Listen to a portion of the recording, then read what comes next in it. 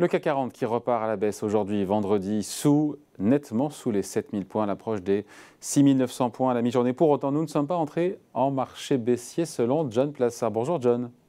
Bonjour David. Pour la Banque Mirabeau, dites-moi, là vous êtes un peu à contre-courant, là, parce que franchement, il y a quand même beaucoup de questions qu'on se pose, notamment des marchés qui sont perturbés par la Fed. Je veux dire, on n'est pas tellement plus avancé depuis la Fed de cette semaine, hein. On a compris que les taux allaient monter au moins 4 fois. Il n'est pas opposé, Jérôme Powell, à une hausse de 50 points de base. Enfin, il n'a pas dit non, il n'a pas fermé la porte. Vous tiquez un peu non, mais que le bilan allait baisser. Voilà. Et pour vous, non. Pour vous, on est quasiment proche des points bas. Oui, tout à fait. Je pense qu'on a encore, globalement, c'est difficile évidemment de donner des points fixes, hein. Je ne suis pas technicien sur les graphiques, mais je dirais qu'on est foncièrement à environ 5%, je dirais, des points bas avant qu'il y ait un rebond. Faut rappeler d'abord la situation, David, cette semaine, qui est une situation de stress. Vraiment, je l'ai appelé la semaine de tous les dangers. Vous avez eu vous l'avez dit, la réunion de la Fed, vous aviez plein de résultats d'entreprises, notamment les entreprises américaines, qui ont relevé du stress ici. Vous avez des interrogations politiques John, sur les élections. John, sur la Fed, pardon, je vous coupe, mais sur la Fed, pardon, mais on est toujours dans le brouillard, hein. Vous ne trouvez pas? Alors, on est alors on est sur le brouillard, oui, sur la réduction du bilan de la Fed, mais sinon, j'ai pas la même lecture que vous, David, parce que moi j'ai trouvé qu'en fait, on a eu la confirmation qu'on allait commencer à monter les taux en mars. Ouais, donc la route est assez, je dirais, claire, et on a vu que le consensus avant et après la Fed, avant la Fed pariait sur 3 hausses de taux, maintenant on est à plus 4 voire 5, mais on est dans ce basculement et dans cette normalisation monétaire qui vient. Alors, si vous me posez la même question sur la BCE, oui, on est dans le flou, ça c'est sûr. On verra la semaine prochaine. Bon, ça c'est une autre question.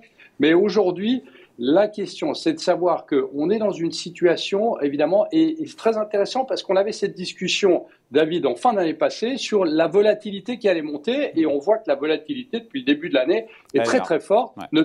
Notamment, alors sur les questions monétaires, vous l'avez dit, il y a encore des flous, je suis totalement d'accord avec vous, sur les questions politiques, sur les questions géopolitiques. Et on a vu aussi cette semaine, chose très intéressante, c'est que, et c'est très important de le noter, c'est les algorithmes, les fameux CTA aux États-Unis qui, lorsque vous avez un rebond de marché, vendent le marché immédiatement. Et donc on voit qu'il y a aussi un aspect technique au-delà de tous les fondamentaux qu'on peut mettre en place. Alors maintenant, pour essayer de regarder un petit peu plus loin, de se mettre un petit peu plus loin de l'écran, qu'est-ce qu'il faut regarder? C'est les statistiques. Je regarde des statistiques très précises depuis 1950, lorsque vous êtes dans un cycle non récessionniste, c'est-à-dire qu'on ne va pas dans une récession immédiate. Et ça, c'est mon avis. Vous avez eu 23 corrections de marché, c'est-à-dire pour le S&P 500 qui baisse de 10% ou un peu plus.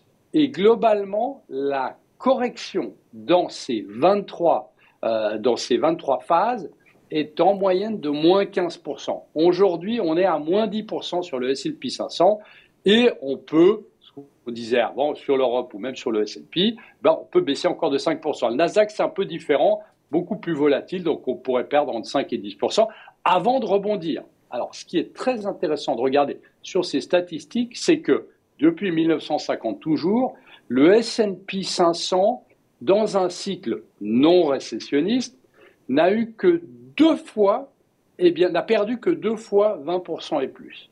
Donc on voit ici que globalement, si on se fie à l'histoire et aux éléments qu'on a aujourd'hui sur les marchés, on est dans un cycle assez normal. Et ce qu'on oublie de dire, c'est qu'à chaque fois en début d'année, on regarde au 1er janvier. Mais c'est faux. Ce qu'il faut regarder, c'est ce qui s'est passé depuis la mi-mars 2020, où on a eu une explosion littérale des marchés et encore plus du Nasdaq.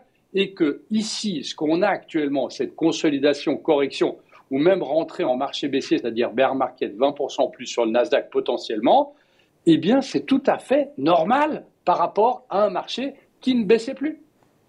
Donc, encore potentiellement, c'est ça, 5 à 10% maximum de baisse sur les marchés actions pour un rebond derrière. C'est ça le scénario Tout à fait. Pourquoi? Alors pourquoi? Parce qu'il y a des arguments, je ne vous le dis pas comme ça. Il y a des arguments. On l'a vu avec la Fed. La première chose, c'est qu'elle est toujours extrêmement flexible. C'est-à-dire qu'elle a clairement dit que si les marchés financiers devaient trop alors en lisant les lignes, devait être trop tanguée, eh bien qu'est-ce qu'il y a? Elle serait plus flexible. On a vu que cette flexibilité l'a aidé de passer, de dire en fait que l'inflation était plus transitoire. Vous vous souvenez, fin novembre, la Fed enlève ce mot de son communiqué en disant que effectivement l'inflation continue à durer. Ce que va faire bientôt la BCE, c'est une autre chose. La deuxième chose, c'est que les résultats des entreprises, on l'a vu avec LVMH, on l'a vu avec Apple, on l'a vu avec plein d'entreprises, sont au-dessus des attentes du marché. Donc on voit qu'il y a toujours un trend bénéficiaire. Ouais. De l'autre côté, qu'on le veuille ou non, eh bien, on arrive dans une situation où la pandémie ne fait plus tellement peur, même si elle tue toujours, je suis totalement d'accord, mais elle ne fait plus tellement peur aux investisseurs comme elle le faisait il y a 1 an, voire 2 ans.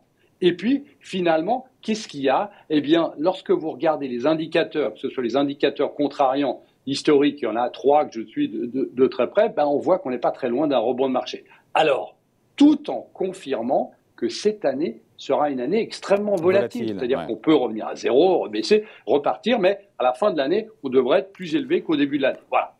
Est-ce que tout ça tient si la réduction, encore une fois, du bilan de la Fed devait se faire dans des proportions plus qu'attendues? Alors, ça, c'est une bonne question. Alors, selon les projections, aujourd'hui, à fin 2023, si la Fed devait faire ce que le consensus attend en termes de baisse de son bilan, réduction de son bilan, à fin 2023, c'est-à-dire dans 2 ans, on devrait toujours être à 15%, le bilan devrait toujours être à 15% plus élevé qu'avant le début de la crise liée au Covid. Donc on voit qu'il y a toujours un soutien ici très fort. Alors maintenant, on est d'accord que on va, et c'est ce que je disais par rapport à la flexibilité de la Fed, qu'est-ce qui va se passer? La Fed va jauger un peu le marché, c'est-à-dire que si elle baisse un peu trop et qu'elle voit que les marchés tanguent beaucoup trop, eh bien, elle va venir, que ce soit sain ou pas sain, c'est une autre chose. C'est ce qui se passe concrètement sur les marchés, qu'on le veuille ou non. Sauf si l'inflation est à 5. Si l'inflation est à 5%, elle sera gênée aux entournures. Hein. Vous avez tout à fait raison. Il y a une donnée qu'on ne maîtrise pas aujourd'hui, c'est la donnée de l'inflation. C'est-à-dire que selon les projections, eh bien, l'inflation devrait être forte aux États-Unis, en Europe aussi, mais aux États-Unis jusqu'au 3e trimestre de cette année. Mais si elle devait continuer, ou si, imaginons, elle s'effondre dans les prochains mois, eh bien, la Réserve fédérale américaine sera obligée de changer son fusil d'épaule. Ça, c'est sûr. C'est aussi ce qui s'appelait la flexibilité. Ouais. Mais vous l'avez dit, il y a un élément qu'on ne maîtrise pas, c'est l'inflation. Et si l'inflation devait partir à cause des salaires, à cause de matières premières, à cause de ce qui est en train de se passer, du goulot d'étranglement qui continue en Asie, par exemple, eh bien, effectivement, là, il faudra ou accélérer ou aller plus vite sur les réductions de taux. Et juste une chose, vous le mentionniez au début, David, c'est que une réduction de 50 points de base en mars, eh bien, je ne suis pas sûr que ce soit actuellement ce qu'essaye de nous dire la Fed, puisqu'elle a dit, oui, qu'elle allait monter les taux assez rapidement, mais qu'elle le ferait graduellement. Donc, si elle devait baisser les taux de 50 points de base en mars prochain, monter les taux en mars prochain, eh bien, ce serait un mauvais signal pour le marché parce que ça voudrait potentiellement dire, ou on devrait l'anticiper, comme quoi la Fed est derrière cette courbe et peut-être en retard, ce qui s'appelle behind the curve. Et ça pourrait peut-être déplaire au marché si effectivement elle ne devait pas le faire, ne devait pas monter graduellement, mais monter d'une manière beaucoup plus agressive qu'anticipée. Donc votre thèse, c'est qu'on n'est pas en marché, on n'est pas entré en marché boursier baissier, mais que la correction peut se poursuivre jusqu'à encore 5% de baisse, c'est ça? Voilà, environ, hein, mais je dirais qu'on n'est pas dans une situation qui est extraordinaire si on se réfère à ce qui se passe depuis 1950. Effectivement, ça ne fait pas plaisir de voir des valeurs du Nasdaq perdre plus de 50% si vous êtes investi en bourse. Alors ça, c'est sûr, mais effectivement, on devrait être dans un point où, et je l'ai dit, les arguments sont quand même assez forts, et notamment, les résultats des entreprises sont absolument exceptionnels. Si on regarde les 2 derniers, sur LVMH notamment, et sur Apple, ça continue la croissance. Oui, mais ça va ralentir. À un moment ou à un autre, ça va ralentir. Mais vous savez, si je regarde les chiffres de LVMH, qu'est-ce qu'on voit? C'est que le relais, d'où est-ce qu'il vient? Il ne vient pas de la Chine. La Chine, la croissance est un peu moins forte que prévu, mais il vient des États-Unis. Donc on voit qu'il y a des poches, si vous voulez, il y a un effet de balancier qui fait que si on est un peu plus faible sur une certaine zone, ben, ça monte de l'autre. Donc c'est assez sain, entre guillemets, pour ce type d'entreprise.